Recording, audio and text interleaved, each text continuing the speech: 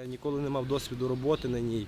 Ну і перші рази я був дуже здивований в тому, як це проходило, ці швидкості, на яких ми літаємо, там 160, 180, і ти ж не завжди сидиш. Ти там пацієнта фіксуєш, там ампулу подав, там десь там адреналін швидко, там систему, капельниці, це все літає по салону.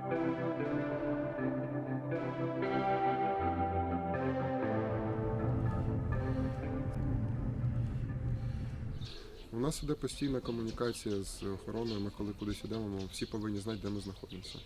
Це обов'язкова умова. Виходимо з лікарні, ми повідомляємо, що ми йдемо, щоб нас зустріли, йдемо також, нас зустрічають, проводять. Я кажу, тут хлопці переживають за нас. З 24 по 25 мене не було в Києві, я вивіз сім'ю за місто. І за це одну добу, яка пройшла, мене вже совість мало що не згризла через те, що я поїхав кудись, я невідомо де знаходжусь зараз, там за Києвом, а колеги працюють. Я сиджу там, по дворі хожу, то 26 числа вже на роботі був. Тут приїжджає просто поранений з полю бою, він перед тобою лежить і все. По великому рахунку. І ти обмежений тільки тою апаратурою і навичками, які в тебе є, і все. Більше нічого немає. І рішення потрібно приймати зараз вже. Часу на обстеження немає.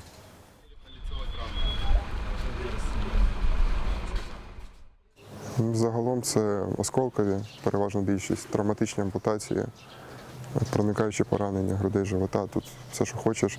Найбільше всього це ураження кінцівок іде, поки що. Найбільше всього ураження кінцівок. Як був тут приліт цього «Іскандера», то дуже багато було травматичних ампутацій. Люди, які просто вийшли на балкон, там подивитися і попали під оці уламки, все. Ми приїжджали там без ніг, без рук було. І багато проникаючих. Це був цивільний священник, якого мінно-вибухова травма.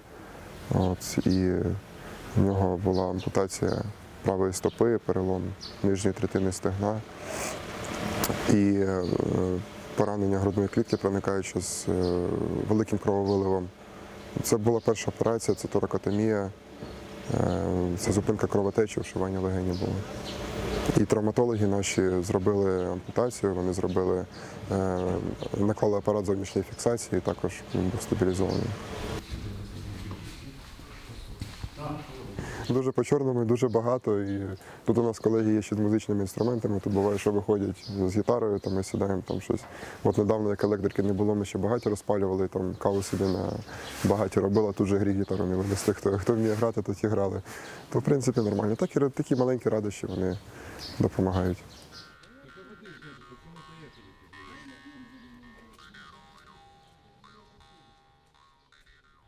В принципі, і хірург, і парамедик, і анестезіолог, майстер на всі руки. Приходиться деколи хлопців заміняти.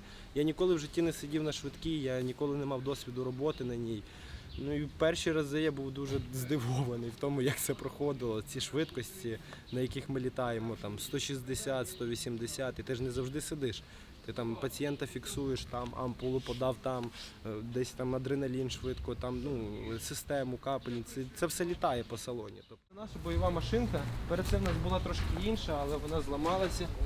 Мій водій, земляк мій, підбуль, драйвовий драйвер, сьогодні він вам покаже, як він водить. Ти не проти, якщо ми тебе знімаємо? Та пофіг. Абсолютно. Отак виглядає наша машинка. Перепрошую. Трубочку виб'ю. До речі, я на аптечці ще ношу таку штуку. Зазвичай кріплю сюди, щоб ніде не губити, тому в мене специфічна аптечка з люлькою. Отак виглядає наш салон. В принципі, те, про що я казав, все розкладено на своїх місцях, на поличках, тому що коли ти тут їдеш, це все починає вилітати, тут дуже мало місця. Зазвичай ми не сидимо. Зазвичай я приблизно в такому русі їду. Там одною рукою дав, там тут мішок амбу достав, тут, стараємося стабілізувати роботу. 2 сидячих місця, у нас велика кількість різноманітного спорядження, хірургічні набори. Запаковані ми гарно. Солдат наших рятувати ми готові і рятуємо.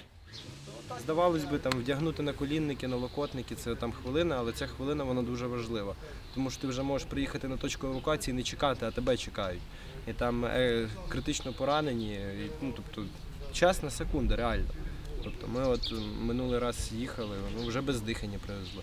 Десь там секунду виграти, десь там, і хто його знає, могли б цілком можливо і стабілізувати.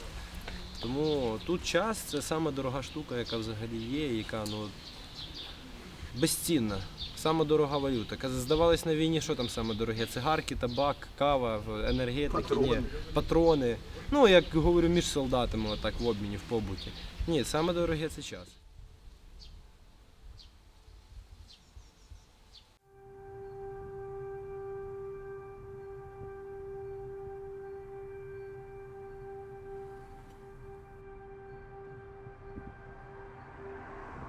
Перший тиждень волонтери нам допомогли, і ми позакладали вікна, позабивали перший поверх. По-перше, з чим ми зіткнулися, це абсолютно новий вид пацієнтів. Це політравма, з якою раніше ми не мали, не працювали, ми не бачили цих пацієнтів. Тобто і нашим лікарям, і нам усім потрібно було вивчитися по-новому. Друге, це те, що до нас поступали не тільки дорослі, а й діти. Дітей важче за все бачити, коли вони травмовані.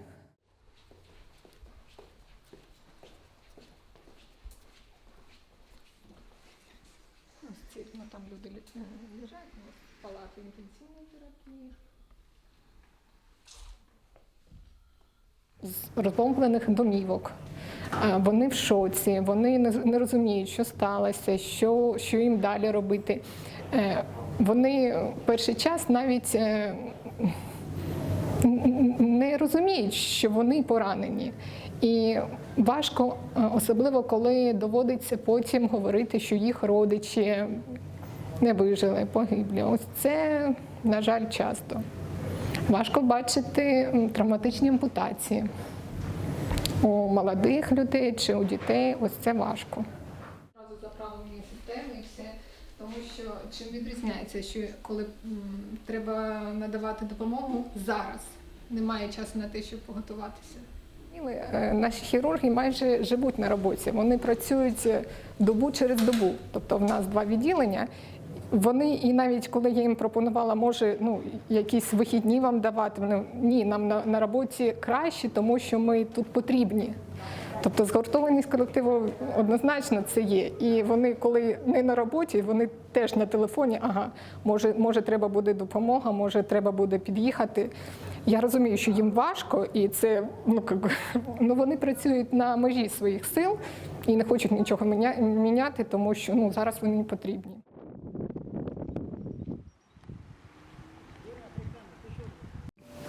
Як це відбувалося у вас 24 лютого?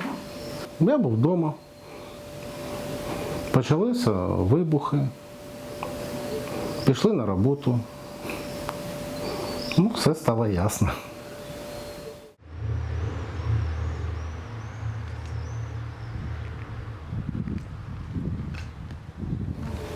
Осколкові поранення, мінно-вибухові поранення. Також звичайні травми, хірургічні захворювання, терапевтичні захворювання. Всі хворіють, всі отримують поранення. Тобто, поранених стало більше. Високотехнологічних операцій стало значно менше. Наша задача – стабілізація хворого та евакуація його на подальшого лікування в центри, на Західну Україну, в центральну. Щоб він доїхав, хворий доїхав поранений, доїхав живим. Оце наша задача. Якщо не буде змоги працювати, то, звичайно, прийдеться виїжджати.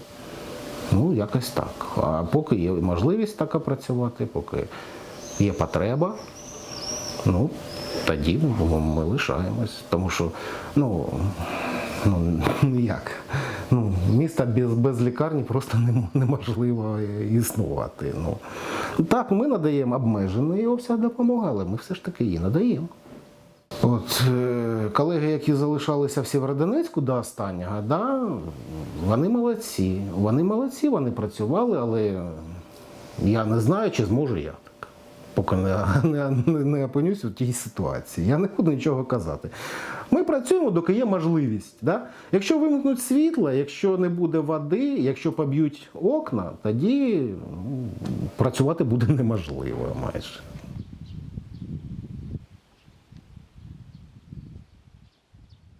Куди виїжджати і де працювати? Це по-перше. Так? По-друге, тут у мене мій дім, моя робота, моє відділення. Доки є можливість, я буду працювати. Якось так.